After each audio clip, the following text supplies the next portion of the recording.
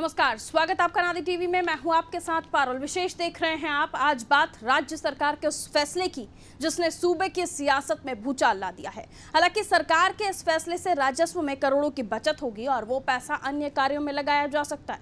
मध्य प्रदेश में सरकारी स्कूलों को बंद करने का अभियान लगातार जारी है। साल 2019 में प्रदेश के 15,000 से अधिक सरकारी स्कूलों को बंद किया जा चुका है। इसी तर्ज पर अब 2020 में भी अभियान स्वरूप करीब 13,000 सरकारी स्कूल बंद करने की तैयारी की जा रही है। राज्य सरकार ने स्कूलों को बंद करके करीब 1,000 करोड़ रुपए बचाएगी। स्कूल शिक्षा विभाग के नियमानुसार मिडिल स्कूल संचालित करने के लिए 20 से ज्यादा छात्र होना आवश्यक है। तो वहीं प्राइमरी स्कूल में उस स्थिति में ही संचालित हो सकते हैं जब 40 छात्र हों। अगर इससे कम छात्र संख्या होगी तो सरकार छात्र संख्या बढ़ाने का प्रयास नहीं करेगी, बल्कि स्कूल को नजदीकी अन्य स्कूल में मर्ज करके एक स्कूल बंद कर देगी और शिक्षकों की सेवाएं कार्यालय या फिर अन्य स्कूलों में ली जा सकेंगी। राज्य शिक्षा केंद्र की सूची में भोपाल, इंदौर, ग्वालियर और जबलपुर संभाग के जिलों में सबसे ज्यादा स्कूल बंद होंगे। इसके साथ ही देवास में 18, शिवपुरी में 16, उज्जैन में 19, इंदौर में 10, धार 21, खरगोन 27, सागर 48, दमोह 27, पन्ना 27 स्कूल यहां बंद होने वाले हैं। इसके अलावा अन्य जिलों के सरकारी स्कूलों के आंकड़े जुटाए जा रहे हैं। जांच में जिन जिन स्कूलों में छात्रों की संख्या 20 से कम होगी उन स्कूलों को बंद किया जाएगा।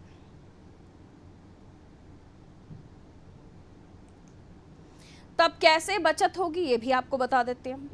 प्रदेश में प्राइमरी स्कूल संचालित करने में 2 शिक्षक आवश्यक होते हैं, यानी 2 टीचर्स होना जरूरी है। साथ ही रखरखाव और मरम्मत कार्य यानी मेंटेनेंस को मिलाकर 30,000 रुपए खर्च होते हैं। एक शिक्षक का वेतन, उनकी सैलरी औसतन 30,000 रुपए के आसपास होती है। इस तरह हर महीने 2 शिक्षकों को 60,000 वेतन दिया जाता है। इसमें मरम्मत कार्य के अलावा रखरखाव की राशि जोड़ने के बाद साल भर में करीब एक प्राइमरी स्कूल पर औसतन 8 लाख रुपए खर्च होता है। 12,876 स्कूल बंद करने पर यह राशि 1 करोड़ रुपए के करीब हो जाएगी।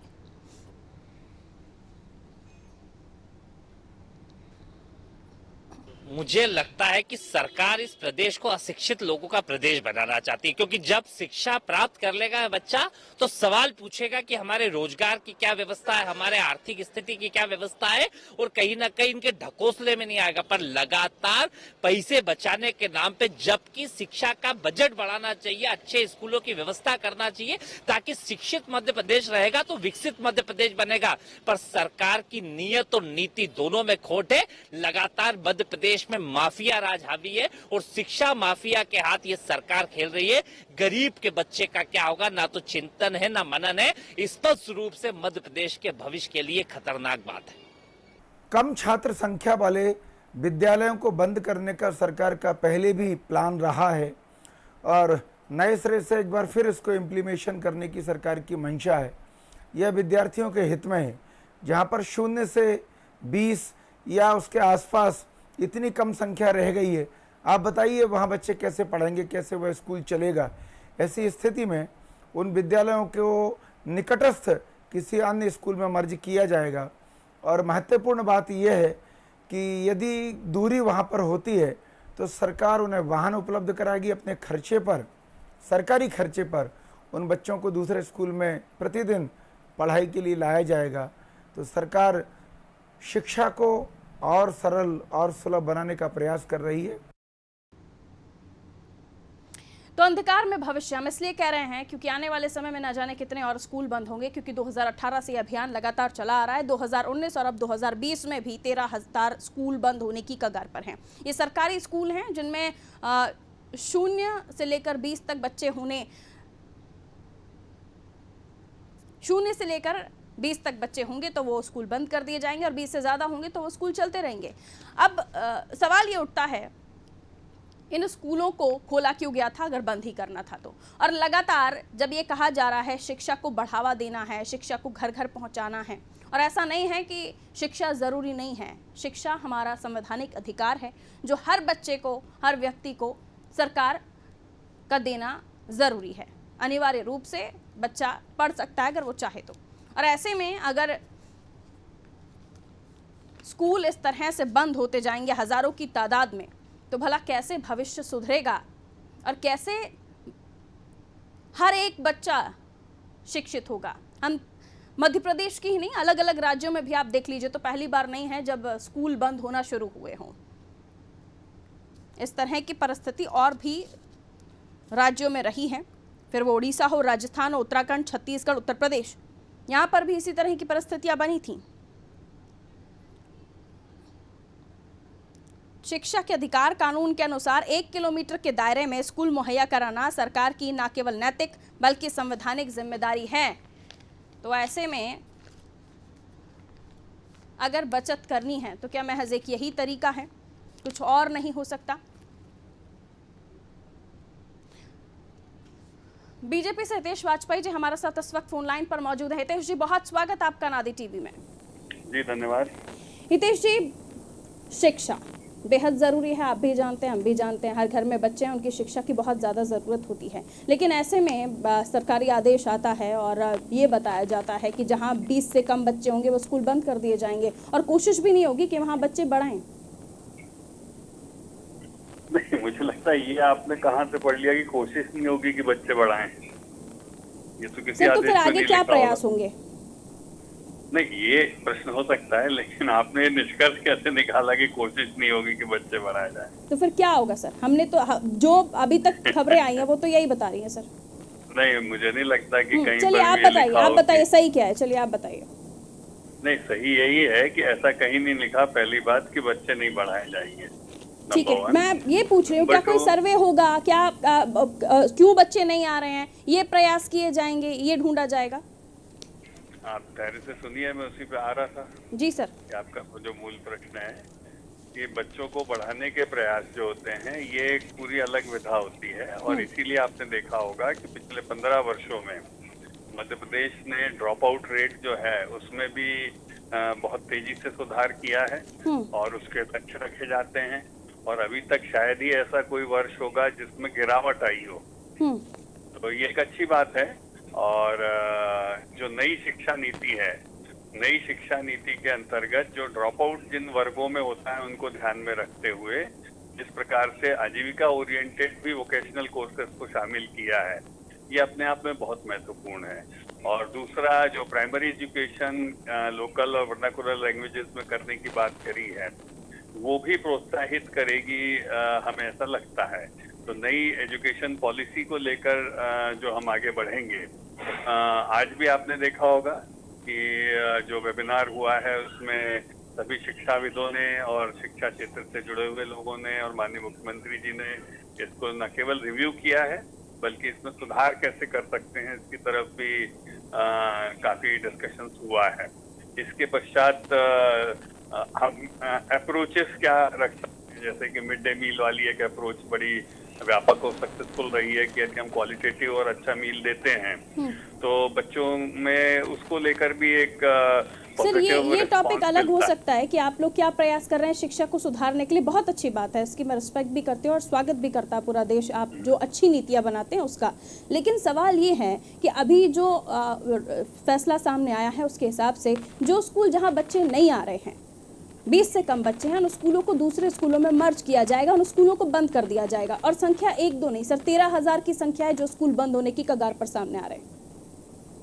देखिए, कई बार क्या होता है कि कई जगह पर स्कूल्स जो होते हैं वो रिकमेंडेशन के आधार पे खुल जाते हैं, और जब हम उसको चलाते हैं तो फिर उसकी प्रासंगिकता समझ में आती है कि यहाँ बच्चे इस वजह से नहीं आते हैं या बाजू में चले जाते हैं या यहाँ पर पॉपुलेशन डेंसिटी उस प्रकार की नहीं है या उनके पास और कोई ऑप्शंस हैं। ये केस टू केस वेरी करता है, लेकिन कुछ ना कुछ कारण तो होता है। यदि सिस्टम की कमी की वजह से ऐसा है तो स्वाभाविक है, जो मैंने आपको कहा है कि वहाँ पर रजिस्ट्रेशन बेहतर हो इसके प्रयास किए जाएंगे। और चूंकि रजिस्ट्रेशन बच्चों का हर साल बेहतर हो रहा है प्रतिशत, तो इसीलिए ये अब हम कहें कि बहुत बड़ा चैलेंज रह गया है, ऐसा नहीं है। हाँ, इस दिशा में जो हमारा काम है वो और आगे बढ़ेगा, लेकिन रजिस्ट्रेशन फेल्योर की वजह से ये 13,000 स्कूल नहीं क्रिएट हुए हैं।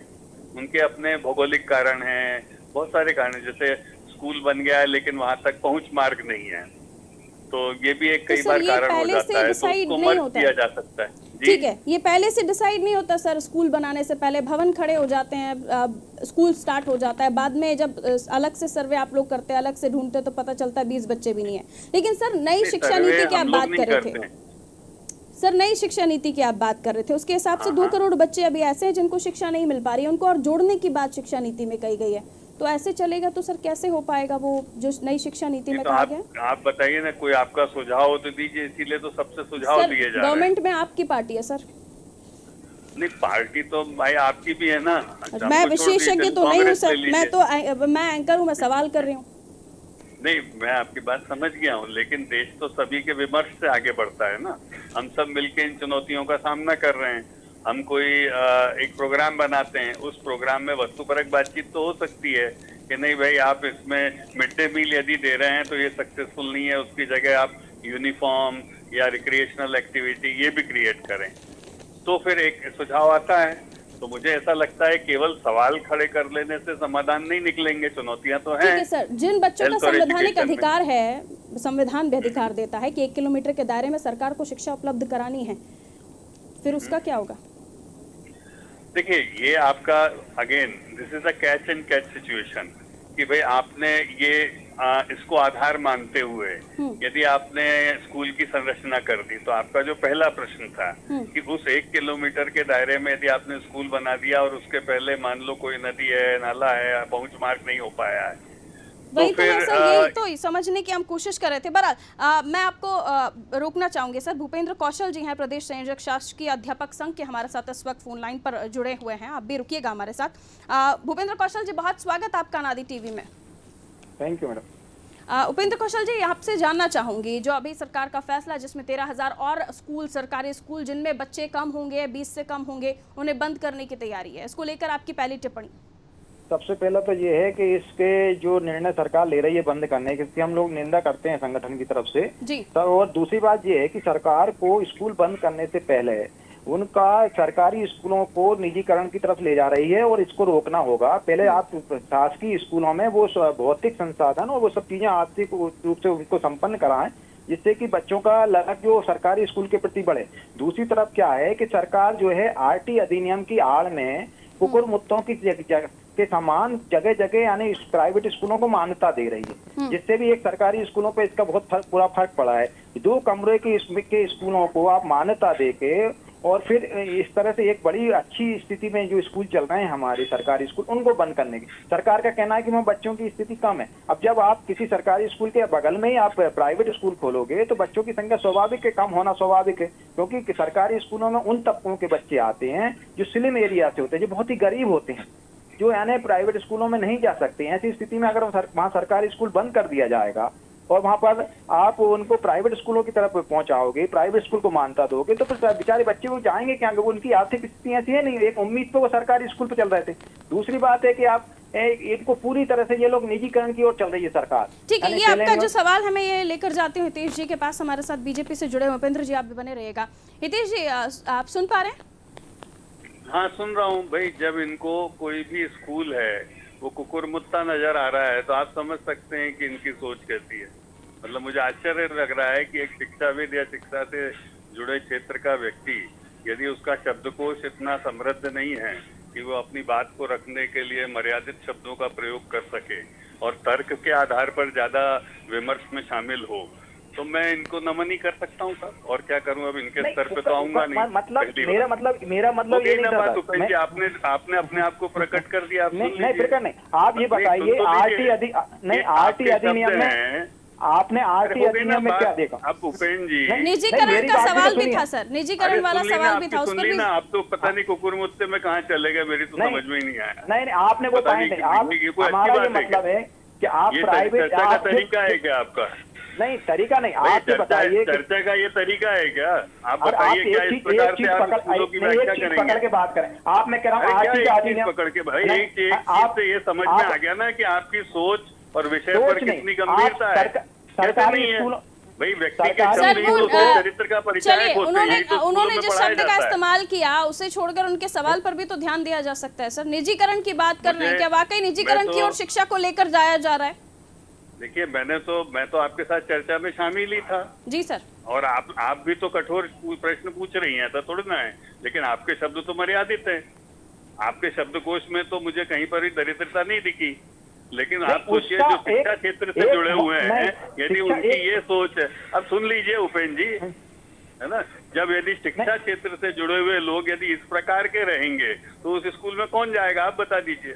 20 भी नहीं जाएंगे वहाँ पे, आपने गायब हो जाएंगे। तो शिक्षकों की वजह से ये कदम उठाया जा रहा है, छात्रों की कमी की वजह से ये कदम उठाया जा रहा है? खैर देखिए मेरी बात सुनिए कि ये सभी कारण शामिल होते हैं कि उपेंद्र कौशल जी से जैसे लोग जब फील्ड में व्याख्या करते हो, आप सोचिए ना बच्चों का क्या करते होंगे ये, आप उनके माता पिता का क्या करते होंगे, इनके स्कूल में कौन जाएगा?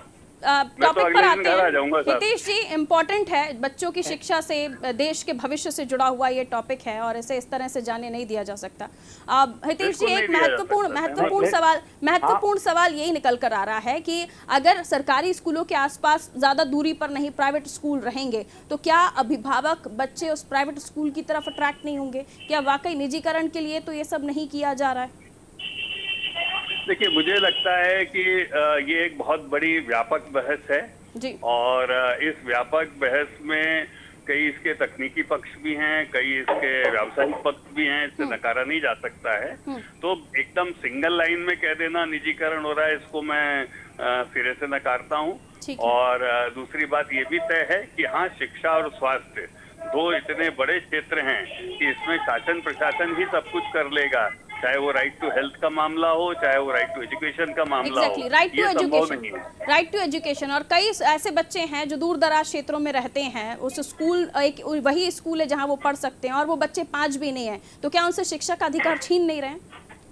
देखिए अब मैं आपको इसमें एक और उदाहरण देता हूँ जी। आपने सरस्वती शिशु मंदिर लगभग 2.5 लाख से ऊपर देश भर में है, ये एक बहुत बड़ी संस्था है जो ये करने का प्रयास कर रही है।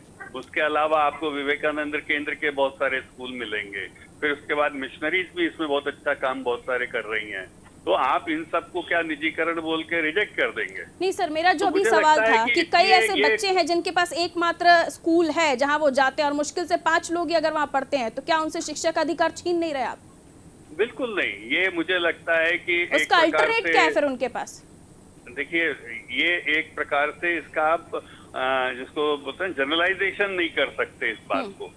आपका जो तर्क है वो जायज है, पर वो किसी स्पेसिफिक जगह या स्पेसिफिक स्कूल के लिए हो सकता है, मैं इसको नकारता नहीं हूँ। कितने ही इलाके हैं हमारे देश में, नहीं कर सकते कि ऐसा आम रूप से हो रहा है, क्योंकि आज भी आप देखिए, आप 10वीं और 12वीं के रिजल्ट उठाकर देखेंगे तो आपको श्रृंखला दिखाई देगी शासकीय स्कूल से जिन बच्चों ने अव्वल नंबर प्राप्त किए हैं। तो मुझे लगता है कि थोड़ा सा हमें जनरलाइज नहीं करना चाहिए। ठीक है, तो सर आप टेक्निकल, एक अभिभावक जो अपने बच्चे को पढ़ाना चाहता है वो दूर नहीं भेज सकता अपने बच्चे को, उसे आप क्या रीजन देना चाहेंगे कि आखिर क्यों स्कूल बंद हो रहा है, जहां जिसको अभी तक आस के रूप में देख रहा था वो कि एक जगह जहां बच्चा जा सकता है? देखिए जैसे मैं खुद बताऊं, जिस गांव में मैं प्रैक्टिस करता था वहां मैंने बहुत प्रयास किया कि मिडिल स्कूल हो जाए, लेकिन वहां पर जो हमारी स्थिति ये हो गई कि हमको संख्या नहीं मिल पाई बच्चों की। और उसका बहुत बड़ा कारण था कि वहीं 15 किलोमीटर पर एक नगरीय केंद्र था जहां पर अच्छे स्कूल में बच्चे जाते थे। कोई उनकी आर्थिक स्थिति परिवार की मजबूत नहीं थी, लेकिन उनके माँ बाप उनको वहां पढ़ाना ही चाहते थे। तो ये एक बहुत बड़ी स्टिग्मा है जिससे कि मुझे लगता है कि समय लगता है, और किसी के भी माँ बाप को हम फोर्स नहीं कर सकते कि आप बच्चों को सरकारी स्कूल में ही पढ़ाइए। तो बहुत सारी इसमें मुझे लगता है इसके आयाम है, और इसको रीजन वाइज देख के मैं आपके तर्क को भी नकार नहीं सकता हूँ, लेकिन जनरलाइज नहीं कर सकते, ये मेरा कहना है। और इसको लोकलाइज करके हमको देखना होगा कि कहाँ क्या समस्या है और उसको एड्रेस करना होगा। चलिए, समस्याओं का समाधान करने के लिए आप लोगों के पास तो और भी बड़ी टीम है, लेकिन जो समस्या है वो यही कि अगर एक बच्चा पढ़ना चाहता है और उसके पास में जो स्कूल है वहाँ पर वो पढ़ता है, उसे आप बंद कर देंगे तो वो भला जाएगा कहाँ? इसका सवाल का जवाब शायद अभी आपके पास भी नहीं है। उपेंद्र जी के पास में चली जाती हूँ एक बार फिर से। उपेंद्र जी, क्या कहना चाहेंगे आप? हमारा ये कहना है कि जो आरटी अधिनियम है, आरटी अधिनियम में जब इतने सख्त निर्देश हैं, नियम है, कानून है, तो उन पे प्राइवेट स्कूलों पे वो क्यों नहीं आजमाती है? उनको जब मान्यता देते समय उनका ध्यान क्यों नहीं रखा जाता? एक सरकारी स्कूल पे ही क्यों सब नियम अपनाए जाते हैं? कि 20 बच्चे हैं से कम है तो बंद कर दो स्कूल। जब आरटी अधिनियम में अगर प्राइवेट स्कूल के पास भी वो मान्यता के नियम नहीं है तो उन पे कार्रवाई क्यों नहीं की जाए, उन पे रोक क्यों नहीं लगाई जा रही कि उनकी सख्ती से मान्यता दी जाए उनको। लेकिन हर चीज में कभी भी कोई भी बात आती है तो गवर्नमेंट स्कूल की तरफ ध्यान चला जाता है शासन का कि गवर्नमेंट स्कूल के अभी कुछ दिन पहले एक हमारे पूर्व मंत्री जी ने दे दिया कि शिक्षक कुछ नहीं करते है ना, वो अभी उन्होंने बयान दिया कि शिक्षा नीति में नई व्यवस्था किया, मुख्यमंत्री जी को भी पत्र लिखते। तो हर बार में गवर्नमेंट स्कूल के टीचर ही क्यों निशाने बनाए जाते, मेरी समझ में नहीं आती। जबकि प्राइवेट स्कूल ऐसे, मैं यही कह रहा हूँ कि प्राइवेट स्कूल 20% अच्छे भी हैं, ये भी नहीं कह रहा हूँ, लेकिन अभी जरा सी छोटी 2-2 कमरों में प्राइवेट स्कूल चल रहे हैं, उन पे कोई कार्रवाई नहीं है, उनके सख्त निर्देश उन पे लागू नहीं किए जाते। पूरे टोटल गवर्नमेंट आप सवाल ये करना चाहते हैं कि जो एक्सपेरिमेंट होते हैं वो जी सब गवर्नमेंट स्कूलों पर क्यों किए जाते हैं? ठीक है, सब गवर्नमेंट स्कूल्स पर, गवर्नमेंट टीचर्स पर क्यों किए जाते हैं? हितेश जी, आप कुछ कहना चाहेंगे इस पर? देखिए, गवर्नमेंट टीचर्स में एक बहुत बड़ा जो मैं कहना चाहूंगा कि हमारा जो कह सकते हैं कमी ये है कि जो एक गुणवत्ता होनी चाहिए उसमें बहुत बड़ा प्रश्न चिन्ह है। लोअर हम कह सकते हैं प्राइमरी स्कूल खास तौर से लेवल पर, क्योंकि मिडिल स्कूल में तो ये कम देखने को मिलता है, लेकिन जिन स्कूल्स की बात हो रही है 13,000 वहाँ पर कठिन है। और क्योंकि क्या है, दूरस्थ अंचलों में भी ये होते हैं और जो डिस्ट्रिक्ट गवर्नमेंट होती है जिसको हम जिला सरकार बोलते हैं, कहीं ना कहीं उसकी नज़र से भी ये कई बार दूरस्थ होने की वजह से रेगुलर मॉनिटरिंग में नहीं आ पाते हैं। और उसकी बहुत सारी, मैंने बताया ना, भौगोलिक सामाजिक चुनौतियां भी होती हैं। और ये बहुत बड़ा विषय है ये जो आपने बताया, इसके ऊपर कई स्टडीज हैं भारत पे बेस्ड, मध्य प्रदेश पे बेस्ड, जो अलग अलग ये आप भी भली भांति जानते हैं हितेश सर कि स्कूल खुलते हैं तो बच्चे पहुंचते हैं, लेकिन स्कूल बंद होने लगेंगे तो फिर बच्चे कहाँ जाएंगे सर? ये स्कूल बंद नहीं हो रहे हैं, ये मर्जर की बात हो रही है कि जहाँ 20 से 5 बच्चे हैं, 4 बच्चे हैं, तो उसमें कहीं ना कहीं मुझे लगता है उनको यदि आसपास के स्कूल से संबद्ध किया जाता है तो इसको बंद होना नहीं कहेंगे। उसकी बजाय हाँ, उन बच्चों के लिए, जैसे हमारे छोटे बच्चों के लिए तो नहीं, लेकिन मिडिल क्लास हो जैसे उन बच्चों के लिए साइकिल की सुविधा है, इस प्रकार से प्रयास ये होना चाहिए कि उनके आवागमन की सुविधा भी हम उपलब्ध कराएं। हालांकि बहुत बड़ा क्षेत्र है जिसमें काम करने की ओर मैं एक इच्छा रख रहा हूँ, लेकिन ये बात सच है कि जैसे हमको हर मरीज के लिए एम्बुलेंस चाहिए होती है, ऐसे हर शिक्षार्थी के लिए मुझे लगता है, खासतौर से छोटे बच्चों के लिए स्कूल आने जाने के लिए भी व्यवस्थाएं खड़ी करेंगे तो ये भी आवागमन भी एक बहुत बड़ी बाधा है, खासतौर से बेटियों के लिए बहुत है, क्योंकि आज भी बेटियां यदि 5 किलोमीटर 4 किलोमीटर भेजना हो तो माँ बाप सोचते हैं कई बार। और ड्रॉप आउट्स में भी लड़कियों के ही नंबर ज्यादा होते हैं सर, ज्यादा तादाद में ड्रॉप आउट्स लड़कियां ही कर रही हैं। जी बिल्कुल ठीक बोल रही हैं। ठीक है सर, लेकिन अब ऐसे में सोचना लाजमी है कि अब जब हमारा संविधान हमें अधिकार देता है और सरकारों को 1,000 किलोमीटर के अंदर अंदर स्कूल प्रोवाइड कराने हैं, शिक्षा प्रोवाइड करानी है, तो भला उसका भी क्या होगा? और दूसरा सवाल ये भी मैंने आपके सामने रखा था कि आखिर आने वाले समय में हम कैसे सब बड़े वाला सपना भी साकार होता देखेंगे, क्योंकि ड्रॉप आउट्स हम लड़कियों के देख रहे हैं और उसके अलावा ये भी कि दूर दराज अगर क्षेत्रों में स्कूल है तो बच्चे पहुँचते ही नहीं है, फिर चाहे वो बेटा हो या बेटी हो। तो इस विषय में भी सोचिएगा। लेकिन आप लोग तो विशेषज्ञ वाली टीम लेकर बैठते हैं तो हो सकता है आपने प्लान भी किया हो, लेकिन एक अभिभावक अगर है और वो अपने बच्चे को पढ़ता हुआ देखना चाहता है तो उसके पास एक ही आसरा होता है। शुक्रिया सर हमारे साथ जुड़ने के लिए। उपेंद्र जी हमारे साथ जुड़े हुए हैं। उपेंद्र जी, लास्ट कमेंट आपका, क्या कहना चाहेंगे? हितेश जी का तो कहना है कि ठीक है, उस पर सभी चीज़ों पर विचार हो रहा है, सभी चीजों पर विचार हो, अच्छी बात है, मैं अगर ऐसा विचार चल रहा है, लेकिन मेरा ये ध्यान है कि ज्यादातर सरकार को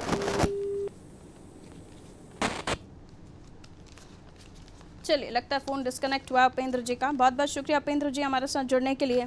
तमाम सवाल उपेंद्र जी ने भी रखने की कोशिश की और तमाम बातें हितेश जी भी अपनी तरफ से बताते हुए नजर आए, लेकिन इसमें सियासत इसलिए भी हम कह रहे थे क्योंकि कांग्रेस इस मामले में सवाल खड़े कर रही है कि रावण राज्य की तरफ आप प्रदेश को लेकर जा रहे हैं और शिक्षा का अधिकार बच्चों से छीन रहे हैं। लेकिन ऐसा नहीं है कि पहली बार ये मध्य प्रदेश में हो रहा, इससे पहले अन्य राज्यों में भी हुआ है और मध्य प्रदेश में भी ये पहली बार नहीं हो रहा है। 2019 में भी करीब 13,000 स्कूलों को बंद किया गया था। अब फिर एक सर्वे कराया जाएगा जिसमें ये आंका जाएगा, समीक्षा होगी कौन से ऐसे स्कूल हैं जिसमें 20 बच्चे भी नहीं पढ़ते हैं, उन स्कूलों को बंद किया जाएगा और उनकी लिस्ट निकालिए तो करीब 12,000 ऐसे स्कूल निकल कर सामने आते हैं, 12,000 से ज़्यादा, 12,876। अब स्कूल लगातार बंद होने की कगार पर हैं। हम स्कूल खोलते क्यों हैं जब बंद ही करने हैं। बच्चा सपने सजा लेता है कि उसके पास में स्कूल खुल गया है, अभिभावक कहीं ना कहीं ख्वाब देख लेते हैं कि स्कूल अब बच्चा जाने लगेगा, क्योंकि काफ़ी समय से वो बच्चा पढ़ ही नहीं रहा था, उनकी आर्थिक स्थिति इतनी नहीं थी कि वो बच्चे को पहुंचा सके स्कूल तक। ऐसे कई अभिभावक के कई पेरेंट्स हैं जिन्हें एक आस थी, लेकिन अगर वहाँ 5 बच्चे हैं, 5 परिवार ही रहते हैं, कम तादाद है, तो भला स्कूल खोले क्यों गए थे।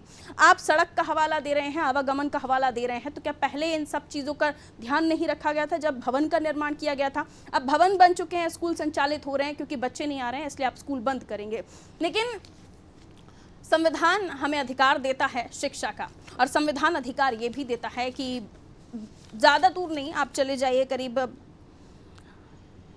1 किलोमीटर के दायरे में, 1 किलोमीटर के दायरे में सरकार को स्कूल प्रोवाइड कराना है, शिक्षा देनी है। लेकिन ऐसा लग नहीं रहा कि जो संविधान हमें अधिकार देता है वो सरकार अधिकार दे रही है, क्योंकि स्कूल बंद होने की बात सामने आ रही है। और स्कूल अगर बंद हुए तो न जाने कितने बच्चे घर बैठेंगे, और अभी भी न जाने कितने बच्चे घर बैठे हुए हैं। नई शिक्षा नीति कहती है कि जितने 2 करोड़ और बच्चे जिन तक शिक्षा नहीं पहुंच पा रही है उन्हें शिक्षा दी जाए। लेकिन क्या ये मुमकिन होगा, क्योंकि लगातार राज्यों की सरकारें सरकारी स्कूलों को बंद करने पर आमादा है। हवाला यही कि बच्चे नहीं हैं तो पढ़ेंगे कैसे, पढ़ाने के लिए शिक्षक हैं लेकिन बच्चे नहीं हैं तो पढ़ाएंगे कैसे। तमाम सवाल, तमाम जवाब, लेकिन सरकार का तर्क विशेषज्ञों से चर्चा की जा रही है और उनके आइडियाज पर, उनकी सोच पर ही निर्णय लिए जा रहे हैं। फिलहाल मुझे दीजिए इजाजत, आप देखते रहिए अनादि टीवी। नमस्कार।